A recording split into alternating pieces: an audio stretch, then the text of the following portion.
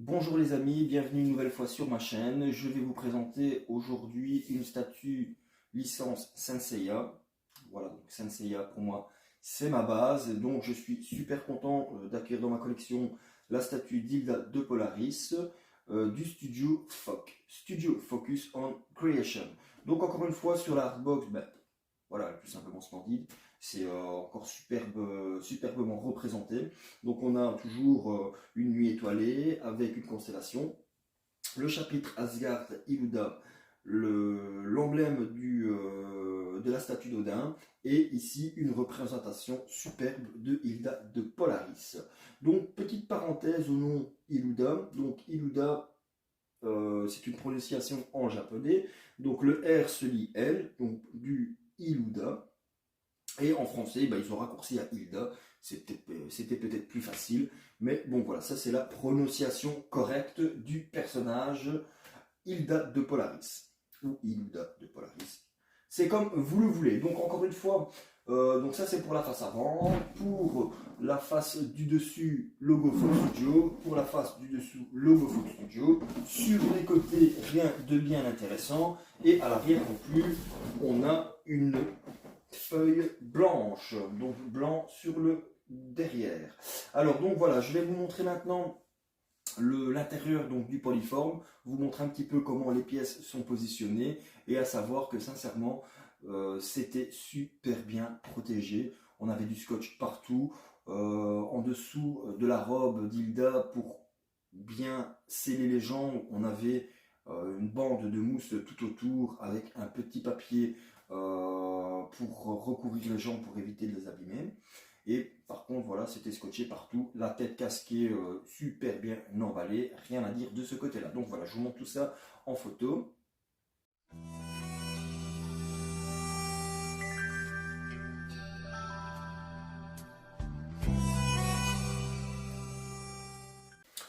Voilà, donc maintenant nous allons procéder au montage. On va se munir de la base, du personnage et aussi le petit cube pour stabiliser la Hilda de Polaris sur le socle.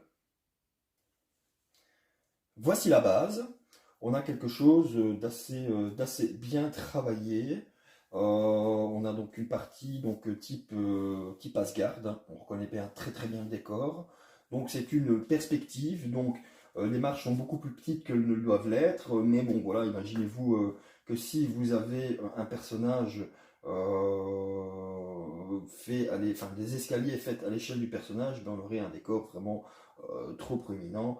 Donc cet effet de perspective, moi, ne me dérange pas pour ce modèle-ci, en tout cas. Donc on a donc un effet neige type peinture. Bon, c'est assez propre.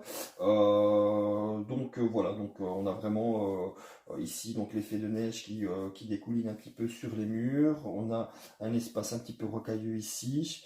Donc les escaliers bien givrés. Non, c'est une très belle base. Donc c'est creux, donc c'est assez léger. Donc à mon avis, je pense que ça doit être creux.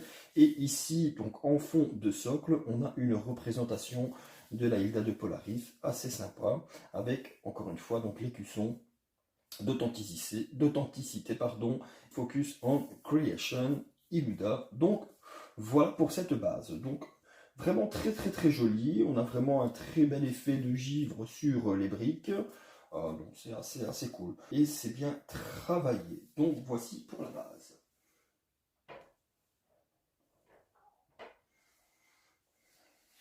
Ensuite, on passe sur le personnage. Donc on peut remarquer vraiment la peinture qui est juste splendide. On a des effets de vert turquoise, de bleu turquoise, avec des shadings noirs vraiment pour donner cet effet d'ombrage. On a une très belle délimitation, donc ça ne déborde pas. Les peintures or sur le buste sont vraiment, mais vraiment, vraiment superbes. Donc c'est très très beau, donc ça c'est pour le buste et pour la robe, encore une fois, on a un shade vraiment super bien retranscrit pour délimiter pardon, toutes les pliures de la robe. C'est très anguleux, c'est assez propre et assez bien géré. On a un rouge, un peu rouge sang pour la couleur de la robe. Et non, c'est vraiment super propre, c'est très très propre. Alors en dessous, on a les jambes qui sont retranscrites. On a un très beau paint au niveau de la couleur de chair. Donc, je regarde s'il n'y a pas d'impact sur les...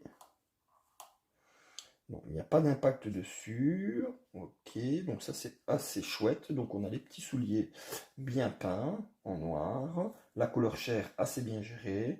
Donc voilà, donc c'est assez propre, c'est super joli. On va placer maintenant le personnage sur le socle. Donc on a deux détrompeurs ici, donc on ne peut pas se tromper de toute manière. Le personnage se place en face des escaliers, donc on n'a pas trop le choix, donc on va le placer.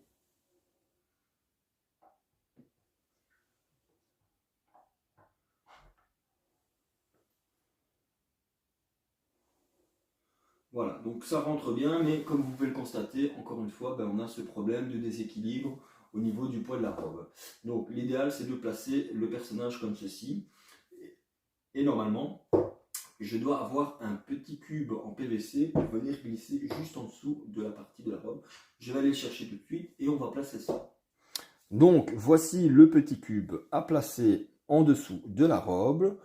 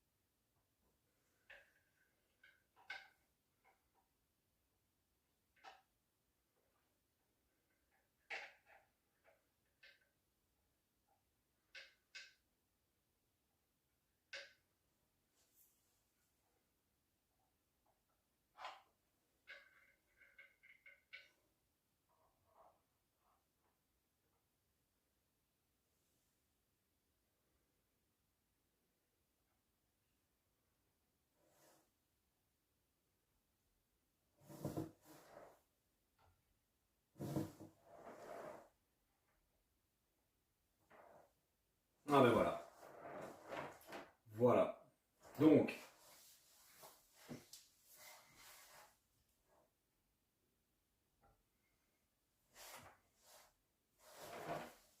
et ça ne se voit pas du tout. Ok. Donc, je vais vous montrer.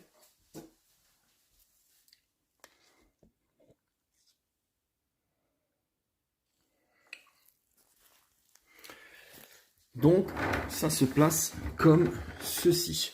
On a le petit cube qui vient prendre appui ici sur la robe de Hilda et qui est caché par le pylône quand on le met comme ceci. Donc en fait ça permet de redresser la Hilda et de revenir la mettre droite. Bon, c'est pas très, très esthétique, on ne le voit pas, mais c'est pas très judicieux, je vais dire, dans la conception. Pour moi, ils auraient dû revoir tout le système et d'ajouter un contrepoids ou faire en sorte que mettre des plus gros pegs ou des plus gros pegs ou des plus gros aimants pour plus stabiliser la Hilda en droite plutôt que de mettre ce petit cube transparent voilà, qui ressemble à rien. Donc voilà, bon moi la Hilda ici elle est placée. Donc voilà, on voit qu'elle est bien à droite. Donc on va continuer le montage. On va faire un petit tour de la Hilda.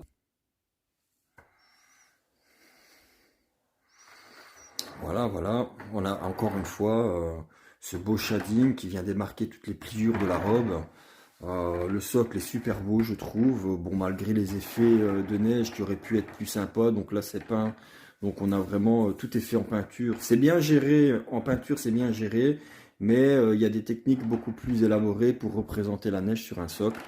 Maintenant, donc à savoir que ben voilà, ici on peut voir que voilà, ça s'ancre bien à l'intérieur et que une fois la statue placée en face, on ne voit plus la petite partie pour stabiliser le personnage. Donc voilà, on va continuer. Donc là ici, on va placer d'abord les bras et on va placer la cape parce que je vais d'abord faire le mode que tout le monde connaît.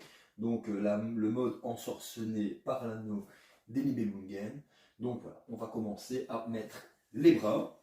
On a ces deux bras, donc le bras droit qui va servir à tenir la lance de Hilda, et ici le bras gauche, voilà, avec bien sûr l'anneau d'Elibelungen, et il est sur le mauvais doigt. Donc il est sur le mauvais doigt cet anneau d'Elibelungen. Donc petit détail qui fait beaucoup. C'est vraiment dommage que, que cet anneau ne soit pas sur le doigt du côté. Donc sur le troisième doigt, donc je pense que c'est le doigt où on porte l'alliance.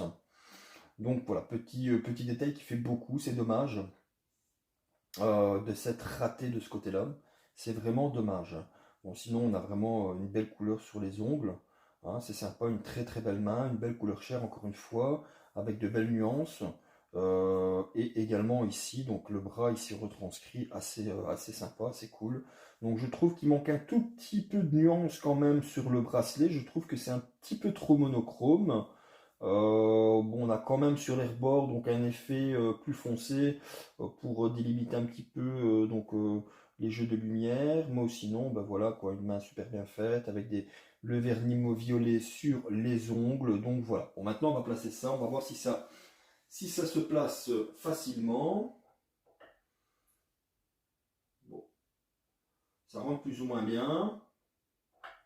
Bon, le bras ici, ça rentre quand même bien. Et ce bras-là, ça rentre aussi bien. Par que j'ai un petit jeu ici à cet endroit-là. Donc vous voyez, j'ai un petit jeu ici à cet endroit-ci. On va voir en plaçant la cape ce que ça va dire. Alors, la cape. Toujours de très bonne facture. Un très beau paint. Donc de ce côté-là, il gère. Un jeu de shading entre les plis de la cape pour donner cet effet d'ombrage. Un très très beau violet. Ici, donc forcément, donc plus ombragé, vu que ben voilà, c'est la partie intérieure de la cape, donc ça doit être plus sombre, ce qui reste logique. Et alors, on a, bon voilà, avec des belles avec des beaux éclaircissements, une très belle cape, des beaux jeux de nuances et très très beau paint. Donc, on va placer ça ici. Donc, on a les petites encoches ici qui vient de se positionner ici à l'intérieur. On va placer ça tout de suite. Alors.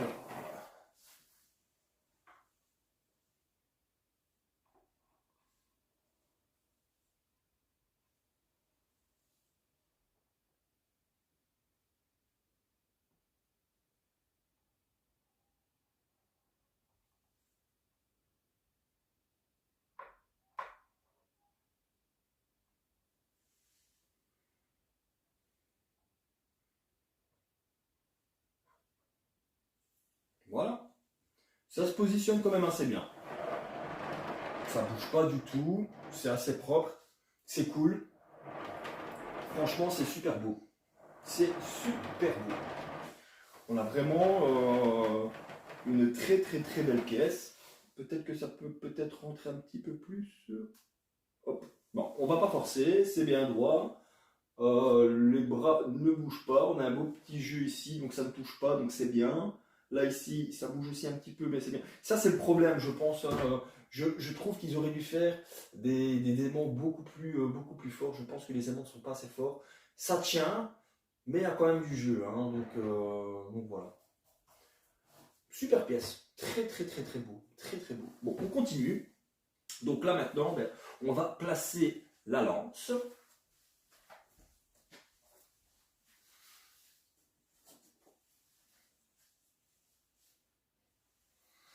Voilà, donc ça c'est la lance. Donc on a divers effets donc, de couleurs, de colorisation.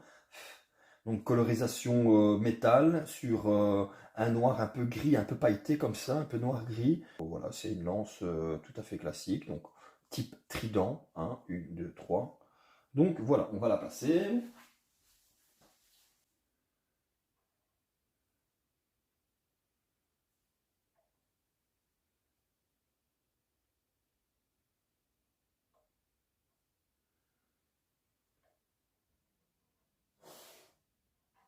Ah, ok.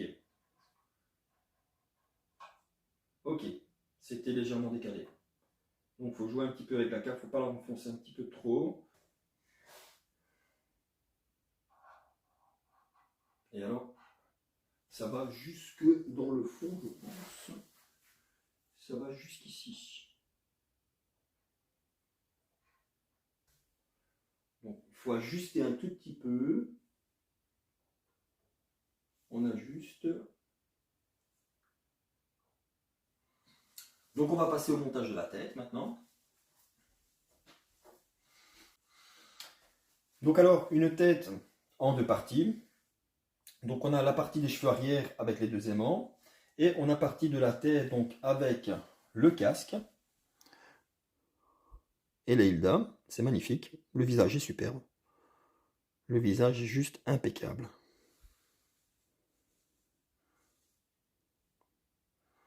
Magnifique visage. Une très belle colorisation au niveau du diadème, du casque.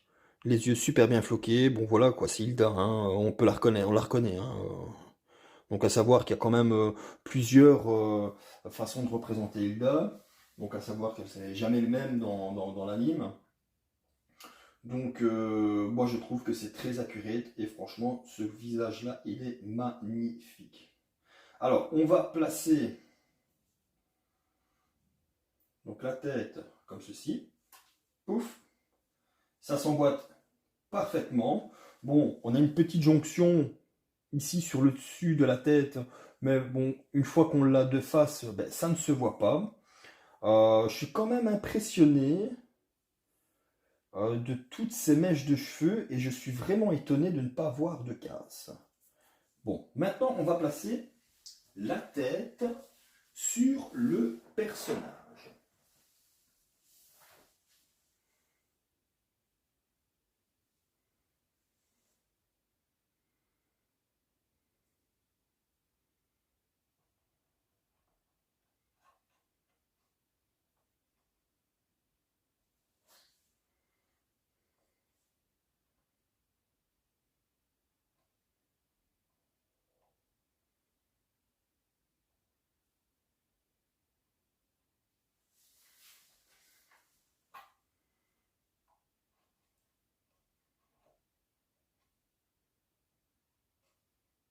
Voilà, là elle est bien enfoncée. Ok. Ah ouais. Ok. Ah ouais. Ah c'est magnifique. Ah c'est magnifique. C'est juste superbe.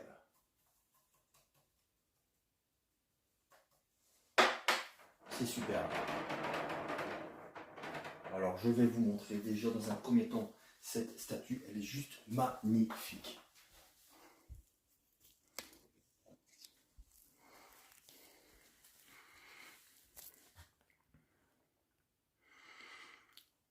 Donc vous voyez, vous avez donc cette base-ci. On remonte sur la robe. On a vraiment un super paint au niveau donc de tout ce qui est ornement au niveau du plastron de son armure. Et alors, ben voilà, on a un visage juste parfait, quoi. Juste magnifique. Ce visage est magnifique. Incroyable. Incroyable. Incroyable. C'est vraiment superbe. C'est vraiment superbe.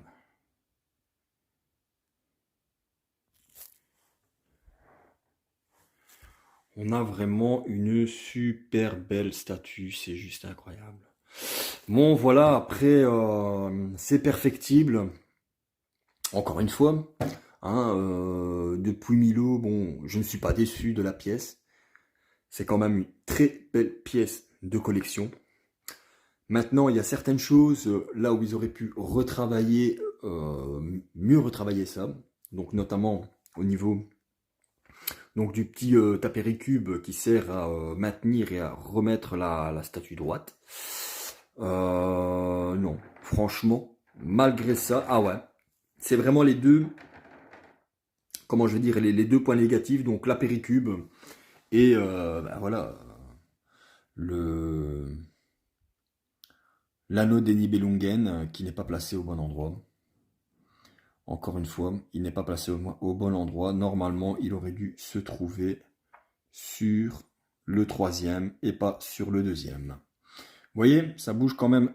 C'est aimanté, hein, ça bouge quand même un petit peu, hein, mais voilà, le bras est léger, donc on n'a pas réellement donc de jour à l'intérieur. Donc on ne voit pas très bien, donc on n'a pas réellement de petits jours à l'intérieur. On a vraiment cette Hilda qui est super belle, super belle. Voilà, donc maintenant que tout ça est assemblé, il ne reste plus qu'à ajouter donc les petits poinçons d'attache de la cape. Donc on a Deux détrompeurs, on ne peut pas se tromper. Voilà. Donc maintenant on va essayer de les fixer ici à l'intérieur. Donc vous en avez deux différents. Donc on en a un. Je me demande même si j'aurais pas dû les placer avant de mettre la tête. Donc ce que je vais faire, c'est que je vais enlever la tête et placer ceci.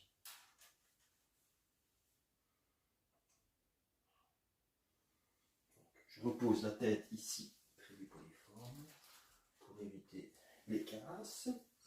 Alors là, à mon avis, je pense que il faudra mettre sûrement de la pâte à fixe pour les tenir. On va essayer sans pâte à fixe. Celui-ci,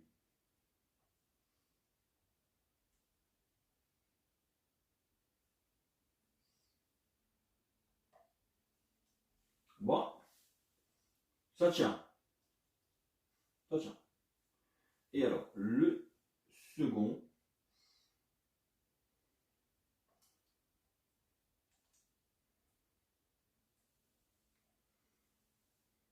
voilà. Donc là pour l'instant, je vais le présenter comme ça.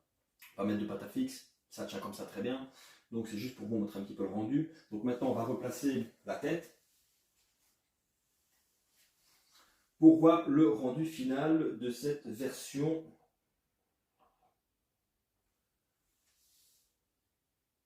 Oh, c'est magnifique. Ah, c'est superbe. C'est super. C'est clairement dommage que l'anneau est placé au mauvais doigt. On va pas dire que ça casse la pièce. Je vais juste dire que ben voilà, j'aurais vraiment préféré que l'anneau soit au bon doigt. Et à cause de ça, ben, je vais vous dire une chose. Ben, déjà, j'avais déjà le sentiment donc, d'exposer cette statue donc avec la version EX, donc sans la cape, sans tout ça. C'est pour ça d'ailleurs que j'ai pris la version exclusive. Mais par rapport aux images, aux photos que je voyais, je me suis dit, elle est quand même badass la version originale, version rigueur, elle est quand même belle. Et alors, de voir l'anneau des Nibelungen au mauvais doigt, ben voilà, je suis complètement déçu de ce côté-là, parce que bon, voilà, c'est pas accurate du tout, malgré que la pièce en elle-même l'est. Donc c'est vraiment, en plus, l'anneau, vous ne le voyez pas forcément, mais on le sait, donc c'est ça, ça fait chier quoi, ça fait vraiment chier. Donc à savoir si Fox Studio vont y remédier, donc vont relancer, parce que c'est un bras amovible, donc on peut toujours relancer donc une production de bras gauche avec l'anneau des Nibelungen au bon endroit. Donc à voir. Maintenant, je vais passer à la version exclusive. Donc je vais tout démonter et je reviens vers vous tout de suite. Pour la version exclusive, on a retiré les capes, le sceptre, la tête forcément, les bras et les deux petits boutons de cape. Maintenant, ce qu'on va faire, c'est qu'on va placer les bras pour la version exclusive. Alors, donc on a toujours un bras dans la même facture, donc une couleur de chair assez bien travaillée, donc une main ouverte pour insérer l'épée, on a toujours les petits ongles peints en violet, très beau, très propre, et je trouve qu'on a plus de nuances sur ce brassard-ci que sur l'autre brassard. C'est mieux que le bras de la version que la version régulière, hein. Donc on a déjà un bras beaucoup plus détaillé, beaucoup plus travaillé sur celui-ci. Ensuite, on a forcément un bras gauche, cette fois-ci sans l'anneau, c'est logique, donc parce que cette version exclusive, c'est un mode non ensorcelé par l'anneau, donc là, ici, l'anneau n'y est pas. Donc on va placer ces deux bras-ci.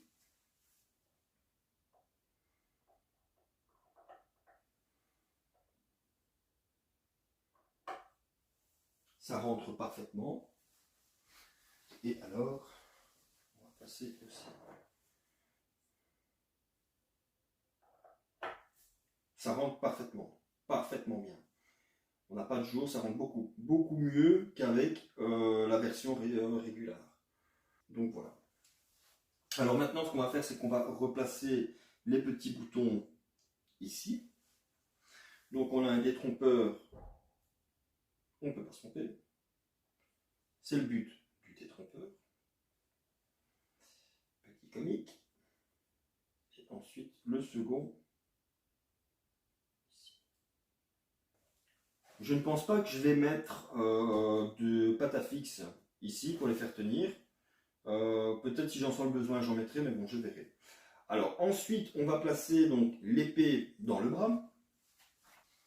Donc cette épée super bien travaillée. Donc on a les coulées de sang d'Hilda de Polaris en prenant l'épée. Voilà. Donc c'est très très bien travaillé. Voilà, on va essayer de mettre l'épée dans le bon sens. Alors, donc, on va retirer le bras pour avoir plus facile. C'est le plus simple. Alors, donc,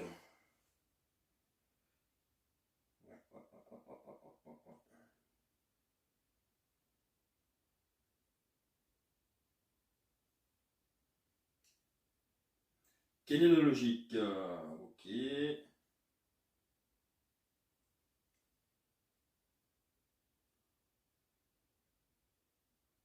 Voilà. Donc ensuite, on replace le bras.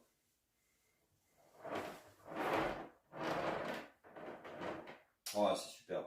Oh, c'est très beau. Ouais, c'est très très beau. C'est très très beau. C'est très très très très beau. Ensuite, les épaulettes.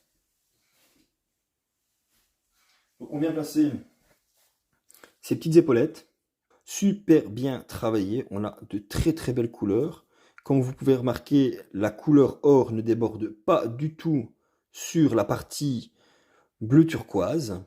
Non, non, non, c'est super beau, super beau. Non, franchement, niveau peinture, hein, F6 sont très très forts. Après, niveau conception, pour certaines pièces, ben voilà, ça laisse un peu à désirer, quoi. Mais on reste relativement sur une très belle représentation du personnage. Alors, forcément, donc, il y a deux détrompeurs. Donc, il y en a un plus petit et un plus grand. Alors, je suppose que celui-ci vient se mettre comme ceci. Et celui-ci comme ceci.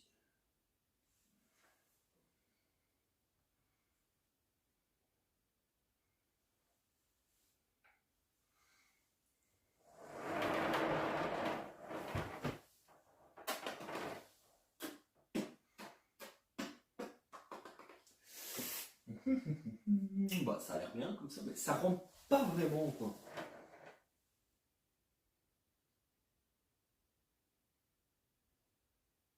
Pourtant, c'est le bon, hein. C'est le plus grand. C'est le plus grand. Et ici, qu'est-ce que ça dit? Donc, non, le bras est bien mis. Donc, on va le replacer différemment. On va essayer de voir. Ah voilà, ok, d'accord, voilà. Là c'est placé. Là c'est bien placé et ici c'est bien placé aussi. C'est bien aligné, c'est propre. Ça rend très bien. Donc voilà pour ce. C'est parti. Ensuite, et voilà le visage de la Hilda. Oh, celui-ci, il est encore plus beau. Oh là là là là là. Celui-là, il est encore plus beau. On a vraiment un superbe visage. Il est juste magnifique. Donc, la même façon, on vient placer le visage sur la chevelure. Et alors ensuite, on passe la chevelure ici.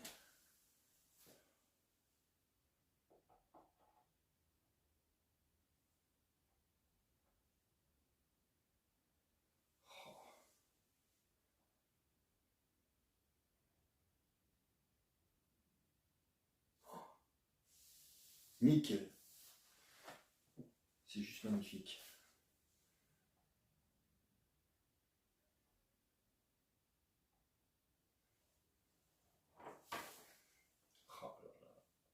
Ce visage est super beau. C'est juste magnifique. Bon, il y a une petite jointure ici. Bon, ça, on ne sait pas faire autrement. L'idéal aurait été d'avoir deux chevelures avec les têtes carrément moulées dedans. Ça aurait été préférable. Donc, je vais faire un peu le tour de cette pièce-ci. Je vais vous montrer un peu en détail. Je vais décrocher le téléphone. Alors, ben voilà. Hein, on a vraiment une Hilda juste majestueuse. Super belle. Très beau. Encore une fois, on a vraiment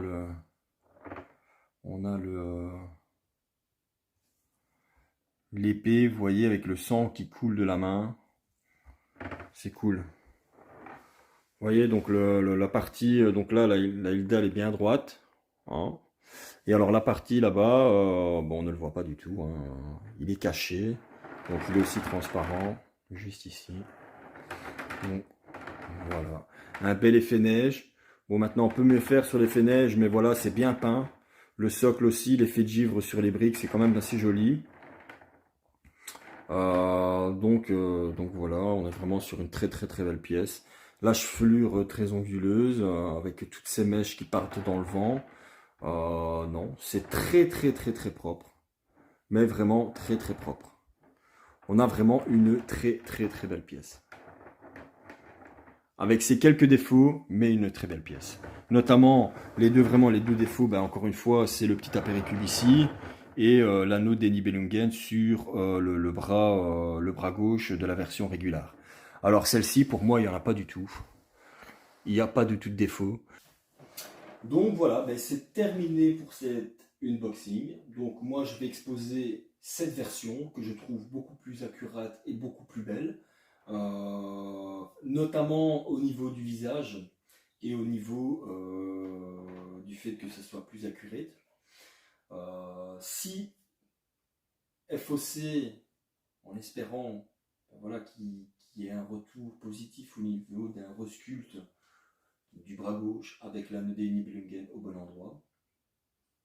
Donc autrement, ben moi, la version régulière, elle va rester pas en boîte parce que généralement je mets tout dans des petites valises moussées, donc je vais tout dispositionner dans des petites valises moussées et peut-être qu'un jour ben, voilà, j'en aurai marre de la version exclue et je mettrai la version régulière, mais dans un premier temps c'est la version exclusive que je vais exposer. Donc voilà, maintenant je vais passer au montage dans la vitrine. A tout de suite. Ben voilà, on se retrouve après le placement vitrine de la statue. Et voilà, ben, il n'y a qu'un seul mot, magnifique. Je suis totalement conquis par cet étage.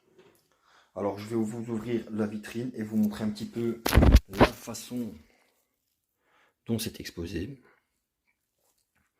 Donc je prends un peu de recul, paf, voilà, on prend un peu de recul. Alors, Ben, qu'est-ce que je peux vous dire de plus? C'est juste magnifique, c'est juste splendide. Je kiffe cet étage, j'adore. On voit vraiment la Hilda qui est super jolie. Le visage est juste somptueux. La couleur de l'armure est magnifique. On a ce verre d'eau, un petit peu verre d'eau et couleur bleu turquoise, pardon, avec ses ornements or super bien peints. Ça déborde pas. C'est vraiment très très très joli. On a cette épée d'Odin, donc avec qui est saisie par Hilda, dont la marque, donc comment je veux dire, le sang coule le long de cette épée. On a vraiment encore un très très bel effet. Là, on le voit encore plus au niveau du shading sur les ombrages de la robe. Et donc voilà quoi, donc ça prend super bien sa place. Donc voilà, bah écoutez, normalement je devais disposer donc la Hilda ici. Forcément, bon, elle est beaucoup plus grande. Donc avec son sceptre, il y a beaucoup plus de hauteur, donc devais la disposer de ce côté-là. Mais bon, voilà, je me suis dit que maintenant, pour gagner de la place et pour pouvoir mettre une autre statue par la suite, je vais disposer donc cette version donc de EX à l'étage du dessus, à côté de la Athéna, donc pour gagner de la place également. Hein, et aussi, ben voilà, ça ne sert à rien de mettre une statue qui n'a pas beaucoup de hauteur à l'endroit où on pourrait mettre une statue qui demande beaucoup plus de hauteur. Donc voilà, mais mon dévolu s'est jeté sur cette version exclusive de Hilda, parce que pour moi elle est beaucoup plus accurate, le visage est beaucoup plus réussi, il a une détermination, on sent qu'elle prend l'épée d'Odin et qu'elle la brandit devant elle avec énormément de détermination. Et donc voilà, bon pour moi c'est cette version-là d'Hilda que je vais exposer, mais à vie. Peut-être que par la suite, il me prendra l'envie de changer de display, d'exposer la Hilda telle qu'on la connaît. Mais bon, voilà, cette version-là me plaît beaucoup plus. On voit le visage d'Hilda est mieux réussi, je trouve, sur celle-ci. Maintenant, les gars, je vais vous laisser. Merci d'avoir suivi cette vidéo. Et moi, je vous dis à la prochaine vidéo et je vous laisse avec quelques photos de la statue. À bientôt les amis et d'ici là, portez-vous bien. Ciao, ciao.「